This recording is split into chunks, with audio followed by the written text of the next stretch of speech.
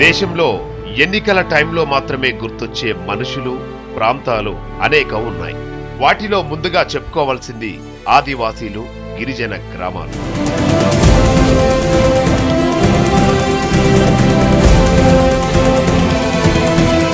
మన దేశంలో సుమారు 700 తెగలకు చెందిన 9 కోట్ల మందికి పైగా ఆదివాసీలున్నారు. తెలంగాణలో 1503 ఏజెన్సీ గ్రామాల్లో 33 లక్షల మంది గిరిజనులు జీవిస్తున్నారు. దాదాపు 9% జనాభా ఉన్న గిరిజనులు ఇప్పటికీ అత్యంత వెనుకబడి ఉన్నారు. ఇప్పటికీ వారిలో అక్షరాస్యత 10% దాటలేదంటే దీనికి కారణం ఎవరో అర్థం చేసుకోవచ్చు.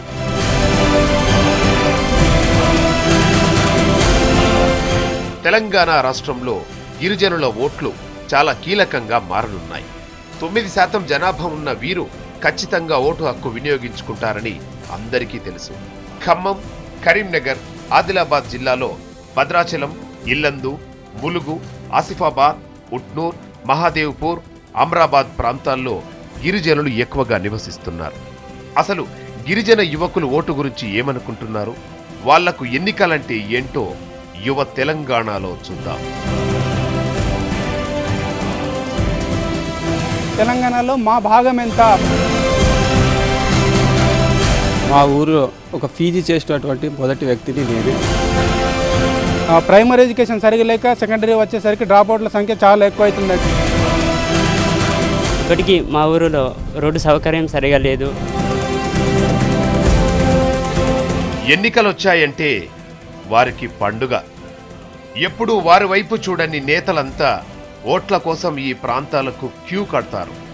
రోడ్లు లేకపోయినా కష్టపడి మరీ వెళ్తారు. దేశంలో రోడ్లు, నీళ్లు, కరెంటు, విద్య, ఆస్పత్రులు లేని ప్రాంతాలకు కూడా పోలింగ్ బూతులు చేరుకుంటున్నాయి. ఈ విద్యార్థులను చూడండి, ఎంత ఆవేదనతో మాట్లాడుతున్నారో.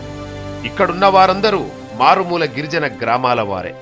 ఆదిలాబాద్ గిరిజన గ్రామానికి చెందిన ఈ కుర్రాడి పేరు కిషోర్. ఈ గ్రామంలో డిగ్రీ దాటి పీజీ వరకు వచ్చిన ఏకైక విద్యార్థి. 67 సంవత్సరాల స్వతంత్ర దేశంలో ఒక్క గ్రామం మొత్తంలో ఒకే విద్యార్థి డిగ్రీ పూర్తి చేసే పరిస్థితి వచ్చిందంటే సిగ్గుపడాల్సిందే. ఇప్పటిదాకా ఈ ప్రాంతాల్లో కనీస సౌకర్యాలు కూడా లేవు.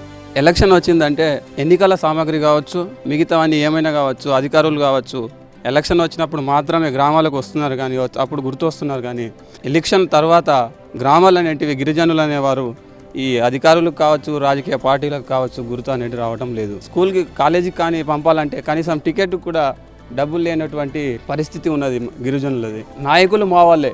ఒక ఎమ్మెల్యే అభ్యర్థిని నిలబెట్టినా కూడా దాని కింద, దాని వెనుక ఎవరో ఒకడు వేరేడు దొరలు ఉంటున్నారు. దానివల్ల అభివృద్ధి అనేది ఆయన గిరిజనులపై ఎక్కువ ప్రేమ కానీ అలాంటి కానీ ఏమి చూపలేకపోతున్నాడు. ఇక ఈ యువకుడిది ఆదిలాబాద్ జిల్లా. వీళ్ల గ్రామానికి బస్సు లేదు, నడిచి వెళ్లాల్సిందే. ఆదిలాబాద్ నుంచి 25 కిలోమీటర్ల వరకు బస్సు వస్తుంది. అక్కడి నుంచి 10 కిలోమీటర్ల మేరకు మట్టి రోడ్డు ఉంది. అక్కడి వరకు ఆటో వస్తుంది. అక్కడి నుంచి ఎవరైనా నడవాల్సిందే. తండాలో నీళ్లు కావాలంటే 2 కిలోమీటర్లు నడిచి వెళ్లి బావిలో నీళ్లు తెచ్చుకోవాలి. ఊళ్ళో ఎక్కువ మంది పిల్లలు మధ్యలోనే చదువు ఆపేస్తున్నారని చెప్తున్నాడు. మా ఊరు ఆదిలాబాద్ నుంచి 45 కిలోమీటర్ దాకా ఉంటుంది. 25 కిలోమీటర్ దాకా మెయిన్ రోడ్ ఉంటుంది, అంటే బస్సు తోటి వెళ్తాం. మళ్ళా 15 కిలోమీటర్ ఏమో మట్టి రోడ్డు ఉంటుంది. బాగా కష్టంగా ఉంటుంది చాలా. ఇప్పటిదాకా రోడ్డు సౌకర్యం సరిగా లేదు, బాగా కష్టపడాల్సి వస్తుంది. అలాగే మళ్ళా నీరు సౌకర్యం కూడా ఇప్పటిదాకా మా ఊర్లో ఒక నల్ల కూడా లేదు. 1 కిలోమీటర్ వెళ్ళవలసి వస్తుంది, బావిలో నీళ్ళు తెచ్చుకుంటాం బావి నుంచి. అలాగే మళ్ళీ విద్యా సంస్థ విద్య కూడా ఇప్పటిదాకా మా ఊర్లో 10th దాకా, ఇంటర్మీడియట్ దాకా వచ్చి 3-4 ఉన్నారు. అట్లాంటి డ్రాప్అవుట్స్ అవుతున్నారు. మనిషిని తీర్చిదిద్దేది విద్య. కానీ ఇప్పటి గిరిజనుల్లో అక్షరాస్యత అతి తక్కువగానే ఉంది. అది కూడా దొంగ లెక్కల వల్ల పెరిగే శాతాలేనని విద్యార్థులు చెప్తున్నారు. ముఖ్యంగా గిరిజన విద్యార్థులను వేధిస్తున్న సమస్య డ్రాప్అవుట్స్. దీనికి అనేక కారణాలున్నాయి. మన బడుల్లో చెప్పే టీచర్లే వాళ్ళ పిల్లల్ని ప్రైవేట్ స్కూళ్లకు పంపించడాన్ని బట్టి సర్కార్ బడుల్లో చదువు తీరు అర్థం చేసుకోవచ్చు. అందుకే వాటిలో చదివే వాళ్ళు ఎక్కువగా డ్రాప్అవుట్స్గా మిగులుతున్నారు. ఏజెన్సీ ప్రాంతాల్లో విద్య రేటు చూపిస్తే ఇట్లా రేట్ ఎక్కువ చూపిస్తున్నారు. ఇంత పర్సెంటేజ్ ఉన్నది, ఇంత చదువుకున్నారు ఆదివాసులు అని చెప్తున్నారే కానీ దాంట్లో క్వాలిటీ ఎంతవరకు ఉంది, డ్రాప్అవుట్ సమస్య ఎంతవరకు ఉంది అది చూడట్లేదు.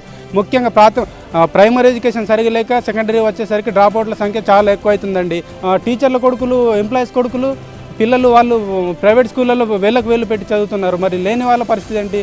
గవర్నమెంట్ స్కూల్లో ఇంప్లిమెంటేషన్ సరిగ్గా లేకపోతే ఎక్కడ విద్యావంతులు అవుతారు? ఇయర్స్ వాళ్ళు ఎందుకు డ్రాప్ అవుట్ అవుతున్నారంటే మెయిన్ ప్రాబ్లం ఏంటంటే, సో అప్పుడు ప్రైమరీ స్కూల్లో 7:30, 8:30 స్టార్ట్ అయితే స్కూల్, సో సార్లు ఏంటంటే 12:30, 11కు వచ్చేస్తున్నారు అనమాట.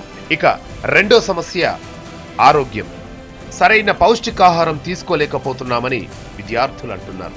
వాళ్ళ ఆర్థిక పరిస్థితి, కుటుంబ స్థితిగతుల వల్ల సరైన ఆహారం తీసుకోలేని పరిస్థితి. అలాంటప్పుడు ఇతర విద్యార్థులతో ఎలా పోటీ పడగలరు? పైగా ప్రాథమిక ఆరోగ్య కేంద్రాలున్నా పనికి రాకుండా పోతున్నాయి. దీంతో చిన్నపిల్లలు మృత్యువాత పడుతున్నారని యువకులు చెబుతున్నారు.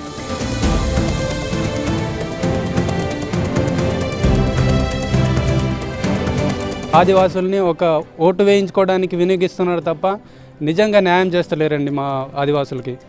గ్రామాల్లో చూస్తే ముఖ్యంగా మా ఆదిలాబాద్ జిల్లా గ్రామాల్లో ఏజెన్సీ ఏరియాల్లో ముఖ్యంగా ఎక్కువ ఆరోగ్యపరంగా లేనిపోయిన రోగాలు, డయోరియా ఇట్లాంటి వర్షాకాలం కనుక వస్తే మా జిల్లాలోనే ఎక్కువ రోగాలు వస్తాయి. వాటి కోసం స్పెషల్గా మా ఆరోగ్య కేంద్రాలు ఉన్నాయి, ప్రాథమిక ఆరోగ్య కేంద్రాలు, హాస్పిటళ్ళు ఉన్నాయి. కానీ ఇంప్లిమెంటేషన్ సరిగ్గా జరగట్లేదు. మా జిల్లాలో రోగాల గురించి పట్టించుకోవట్లేదు. ఎక్కడ రోగాలు అక్కడే పేరుకుపోయి జనాలు చస్తున్నారు.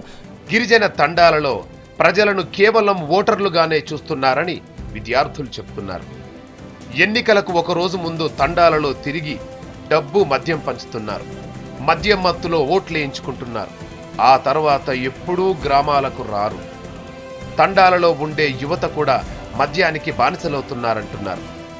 ఇక రిజర్వేషన్ల ద్వారా ఎన్నికవుతున్న నాయకులు ఎంతవరకు పనిచేస్తున్నారో కళ్ల ముందు కనిపించేదే. ప్రజా ప్రతినిధులుగా గెలిచిన వారు ఆ ప్రాంతంలో ఉన్న దొరల దగ్గర జీతగాళ్లలాగానే పనిచేస్తున్నారు తప్ప గిరిజనుల కోసం చేస్తుందేమీ లేదని విద్యార్థులు అంటున్నారు. వాళ్ళు నిజంగా పనిచేస్తే మా జీవితాలు బాగుపడవా అని వారు ప్రశ్నిస్తున్నారు. ముఖ్యంగా గిరిజనులు కొంచెం సెంటిమెంట్కి ఎక్కువ ప్రాధాన్యత ఇస్తారు. ఎవరైనా కానీ ఎలాంటి వాడు అనేది చూడరు. మావాడు, మీవాడు అన్నవాడు మాత్రమే చూస్తారు. ఇది కరెక్ట్ కాదు. ఎస్టీలు అనగానే ఏవో 2-3 తెగలకు మాత్రమే టికెట్లు ఇస్తున్నారని, 33 తెగలున్న ఎస్టీలందరికీ రిజర్వేషన్ ఫలాలు అందాలని వారు కోరుకుంటున్నారు. ఇప్పుడు ఎలక్షన్లు వచ్చేసరికి తెలంగాణ వచ్చిందండి. తెలంగాణలో మా భాగం ఎంత, ఆదివాసుల భాగం ఎంత అని ప్రశ్నిస్తే ఆదివాసుల్ని పట్టించుకోవట్లేదండి. ఓన్లీ ఓట్ల కోసమే చూస్తున్నారు తప్ప ఆదివాసుల గురించి పట్టించుకోవట్లేదు. ఆదివాసులకి రాజకీయ పరంగా భాగస్వామ్యం కల్పించట్లేదు. ఇది చాలా దారుణం. ఆదివాసులు మా డిస్టిక్లో చాలా మంది ఉన్నారు. 33 తెగల్లో 89 తెగలు ఆదివాసులు మా జిల్లాలో ఉన్నారు. వాళ్ళకి రాజకీయ భాగస్వామ్యం లేదు, రాజకీయ అవగాహన లేదు. దేశం అభివృద్ధి పదంలో నడుస్తుందని చెబుతున్న నేతలకు ఆదివాసుల స్థితిగతులు కనిపించడం లేదు. విద్య, వైద్యం, నీళ్లు, రోడ్డు, బస్సు లాంటి కనీస సౌకర్యాలు తీర్చలేని నాయకులకు వీళ్ళ ఓట్లు కావాలి.